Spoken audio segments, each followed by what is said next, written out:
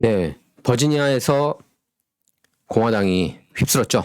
주지사, 부지사, 검찰총장, 주의회까지 공화당이 장악을 했습니다. 정말 엄청난 지각 변동이에요. 전개에 있어서. 네, 안녕하세요. 원영석입니다. 예, 오늘도 원영석의 진실정치 애청해 주셔서 감사합니다. 후원해 주신 여러분 감사하고요. 그리고 라이크 버튼 눌러주시고 구독 버튼도 눌러주시기 바랍니다. 저는 지난주 선거에서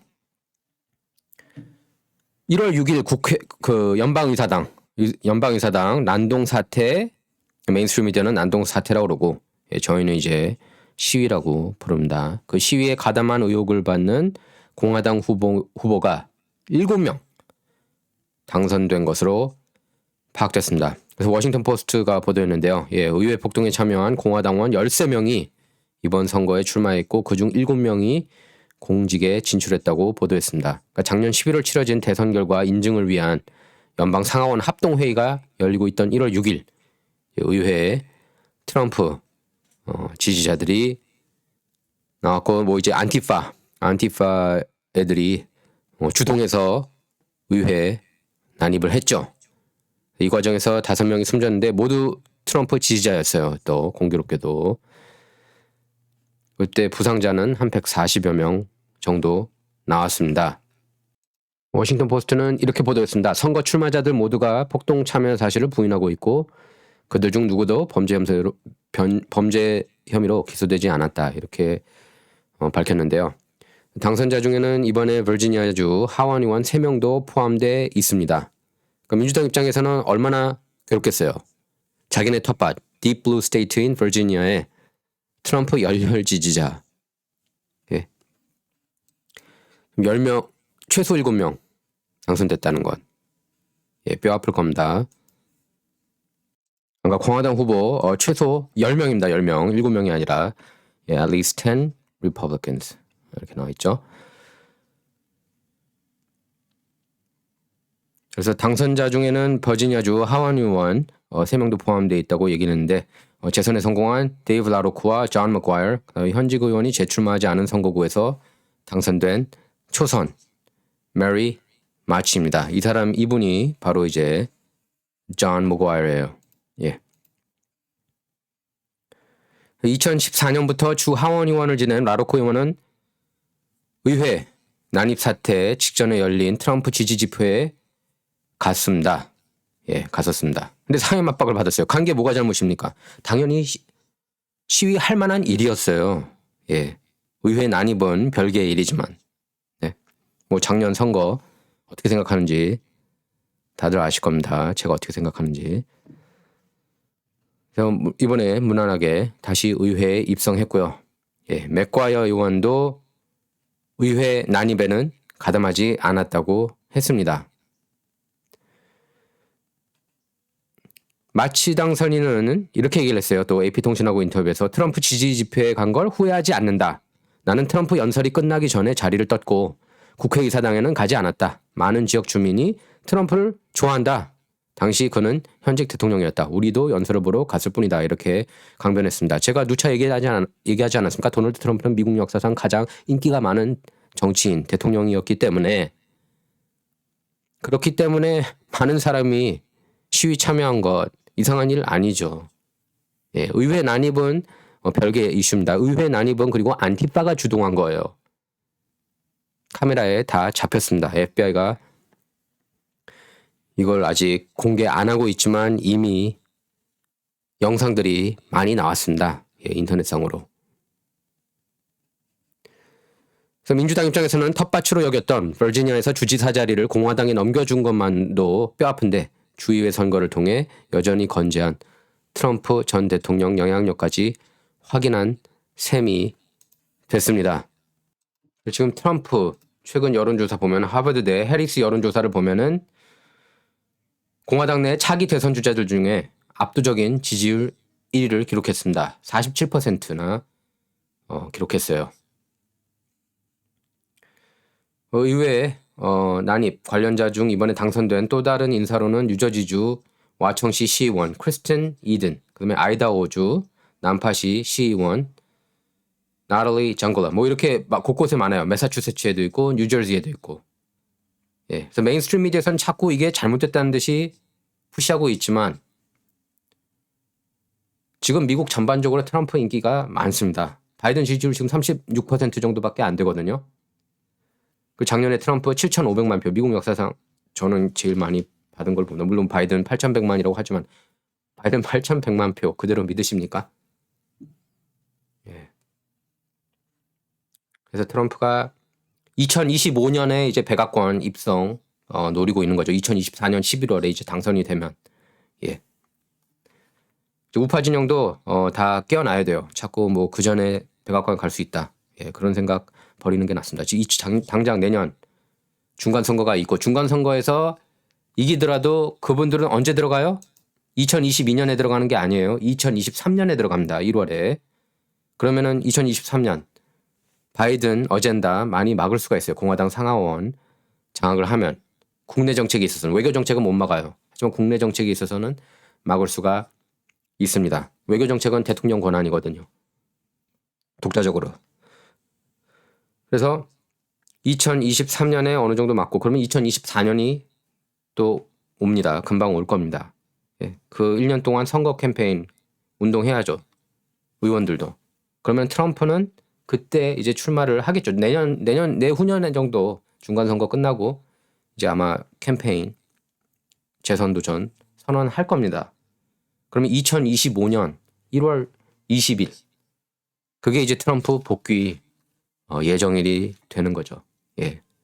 그 전에 들어가는 거는 제가 볼 때는 포기하는 게 좋아요. 그런 생각은 아예 안 하는 게 좋습니다. 물론 미국 역사상 처음으로 이렇게 대통령이 끝까지 승복하지 않고 그다음에 이제 법약 감사까지 했지만 또 애리조나주에서 부정표가 바이든 승리 격차보다 훨씬 6배 정도 나왔잖아요. 예. 그래서 저는 그 스윙 스테이트주 결과들 다 의심을 합니다. 바이든이 이긴 걸로 드러난대요. 근데 어쩔 수가 없어요. 트럼프 입장에서는 미연에 방지하든지 미리 소송했든지 우편 투표 관련해서. 근데 소송 안 했거든요. 트럼프가 지고 나서 이제 소송 걸어서 그 지난 선거를 뒤집기는 어렵습니다. 그러니까 앞으로 그러니까 선거 투명화 그리고 선거 투명화를 통해서 뭐 캘리포니아나 뉴욕 이런 데는 포기한다. 버리는 카드라고 생각하더라도 나머지 스윙 스테이트 뭐 펜실베이니아, 위스콘신, 미시건 이런 주 그다음에 애리조나 이런 주에서 부정선거가 없도록 유권자인이 도입을 푸시하는 그런 모양새라고 할 수가 있겠습니다. 어떻게 보면 이게 더 좋아요. 트럼프가 바로 그 재선했던 것보다 예. 그래야 올바른 진영에서 정의파 진영에서 더 장기적으로 집권할 수가 있게 됩니다. 예. 만약에 트럼프가 그냥 재선됐다면은 부정선거 이런 이슈도 모르고 그냥 가는 거예요. 예. 아예 제대로 잡고 예. 부정선거 못하게. 그다음에 유권자 아이디 도입할 수 있게. 그리고 멀리는 캘리포니아, 뉴욕 이런 급진 좌파주에서도 선거법을 고칠 수 있게 그렇게 추진해 나가는 거죠. 그게 올바른 방법입니다. 예, 하루아침에 뭐가 뒤집어지기는 굉장히 힘들어요. 뭐 군사 쿠데타를 통해서 다 뒤집고 뭐 트럼프가 백악관 들어간다 이런 거는 꿈 같은 얘기고 접을 필요가 있습니다. 자, 이런 와중에 공화당 내 반트럼프 인사로 최전선에 선 애덤 킨징을 애덤 킨징을 지금 사진 보이시죠? 하원 의원이 불출마를 선언했습니다. 예. 트럼프 진영에서는 반길 일이죠. 리스 체이니 의원과 함께 하원 의회 난입 조사 특위에 포함된 2명의 공화당 의원 가운데 하나인 킨징을 의원은 동영상을 통해서 내년 중간 선거에 출마하지 않겠다고 밝혔습니다. 처음 출마 당시 의회에서 옮겨야 할 때가 온다고 생각한다면 그러겠다고 했다면서 의회에서 나가야 할 타이밍이 오면은 나가야겠다고 생각했다. 그렇게 얘기를 하면서 그때가 바로 지금이다. 이렇게 밝혔습니다. 이렇게 얘기했어요. 이 나라를 향한 나의 열정은 더욱 커지기만 했다는 점은 분명하다. 달라지고 싶다는 염원은 한층 더 커졌다. 전장은 더 넓어져야 하고 진실은 모든 미국 국민에게 도달해야 한다. 이렇게 밝혔습니다. 또 공화당 소속인 앤서니 곤잘레스 하원 의원 역시 지난달 공화당 내 유해한 역학관계를 규탄하면서 불출마를 선언했습니다. 두 의원 모두 지난 1월 트럼프 전 대통령 탄핵 표결 당시 찬성표를 던진 인물들입니다. 그래서 트럼프는 퇴임 후 정치 활동을 재개한 뒤 공화당 내 반트럼프 인사들을 노골적으로 비판해 왔죠. 성명을 통해서 이렇게 밝혔습니다. 2명 제쳤고 8명 남았다. 이러면서 탄핵에 찬성한 10명의 공화당 인사에 대한 보복 입장을 분명히 했습니다. 애덤 킨싱어는 반트럼프 인사만이 아니에요. 반공화당 인사가 된 것 같습니다. 이렇게 나왔어요. 인사이더에서. Adam Kinzinger says Republicans will win in 2022 by stoking division, but in the long term it will destroy the party. 분열의 정치를 통해서 민주당 분열의 정치 통하는 거 푸시하는 거 아닙니까? 인종 차별, 레이스 카드 항상 들고 비판적 인종이론, critical race theory 이런 말도 안 되는 거 푸시하고 그죠? 기후 변화, alarmist. 기후 변화가 있다는 거는 뭐 이 기후 항상 변화하니까 그걸 부인할 수는 없죠. 하지만 climate change alarmist가 잘못됐다는 겁니다. 기후 변화가 마치 당장 내년에 미국 그 지구가 망할 것처럼 얘기하는 사람, 그런 사람들이 잘못됐다는 거예요. 그래서 공화당원들이 이 분열의 정치를 통해서 내년에 중간 선거에서는 이길 테지만 하지만 장기적으로는 당을 파괴할 것이다. 이렇게 아주 더러운 말 내뱉고 의원직 이제 재선 도전하지 않겠다고 밝혔습니다. 자, 이런 와중에 백악관 항소법원 제동에도 불구하고 민간기업 백신 의무화 고수했습니다. 백악관이 코로나 바이러스 백신 접종 의무화 조치에 대해 법원이 제동을 걸었지만 연방대법원이 제동을 걸었죠. 항소법원이 제동 걸었습니다. 항소법원이 제동 걸었지만 계속해서 백신을 맞아야 한다는 입장을 내놨습니다. Karine Jean-Pierre, Karine Jean-Pierre IT 출신 지금 대변인 하고 있죠. 젠 사키가 코로나 확진자가 되면서요. Karine Jean-Pierre 백악관 수석 대변인은 정례 브리핑에서 행정부의 접종 의무화 조치를 잠정 중단하라는 법원 판결에 따라서 고용주들이 근로자에게 의무화 조치를 보류해야 하느냐는 질문에 우리는 사람들이 기다려선 안 된다고 생각한다. 이러면서 접종 의무를 고수한다는 입장을 밝혔습니다. 이렇게 얘기를 했어요. 여러분 일터를 안전하게 지켜줄 조치를 취하는 것을 기다리지 말아야 한다. 백신 접종은 중요하고 더 많은 사람이 백신 접종 받기를 기다리면 더 많은 발병과 질병으로 이어질 것이다. 이렇게 밝혔습니다. 그럴까요? 백신을 왜 안 맞으려고 할까요? 그 영상들은 제 럼블 영상 보시면 알 수가 있습니다. oneoped.com, wonoped.com 거기 가시면 제 럼블 영상 쉽게 보실 수가 있습니다. 제가 링크도 다시 달게요.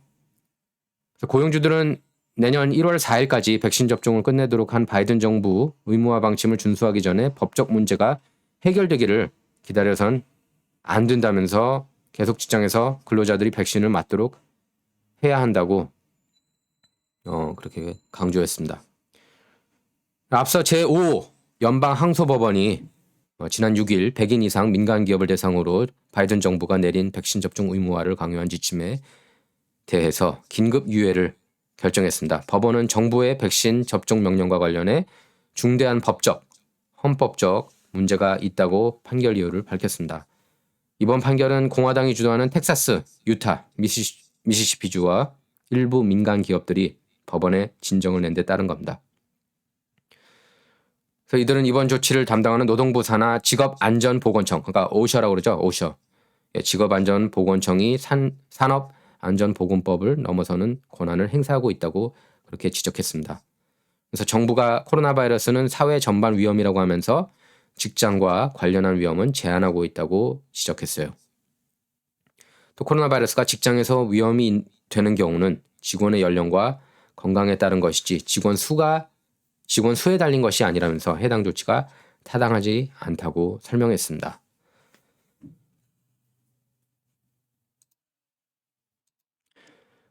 자, 백신, 코로나 바이러스 백신 왜 믿을 수만은 없는지 제 럼버 영상 통해서 자세히 알 수가 있습니다. 전 세계 의사들 진술 내용도 제가 계속 올리고 있고요. 1탄, 2탄까지 올렸습니다. 그리고 그 부작용 관련해서도 adverse effect가 마치 없는 것처럼 얘기를 하고 있어요. 메인스트림 미디어는 adverse effect가 상당히 많이 있어요. 예. 메인스트림 미디어에서 보도 안 해서 그렇지. 실제로 지금 뭐 사망자, 부작용자가 많이 있기 때문에 사람들이 이제 꺼리는 거죠. 자, 원용석의 진실정치 이번 시간은 여기서 마치도록 하겠습니다. 이 원용석의 진실정치는 좌와 우를 말하는 시간이 아닙니다. 옳고 그름만 논하는 시간입니다. 감사합니다.